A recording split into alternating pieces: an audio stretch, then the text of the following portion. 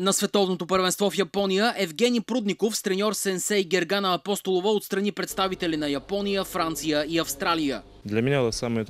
За мен най-трудната среща беше първата. На всяко едно състезание се получава така. Беше много вълнуващо, защото за първи път участвам на подобно престижно първенство. България беше представена от 4 състезатели. Освен световния Евгений Прудников, трето място извоюва представителят на спортен клуб по Киокушин Монтана Красен Кръстев. Останалите двама български представители Димитър Пенчуров и Александър Атанасов отпаднаха в квалификациите.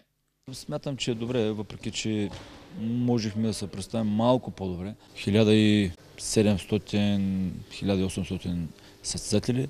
Първият ден беше на 11 татамита, втория ден са провели само за мъжете на едно татами. Благовест Петков, който живее и тренира в Нью-Йорк и се състезава за Съединените щати, се класира на второ място при мъжете до 85 кг.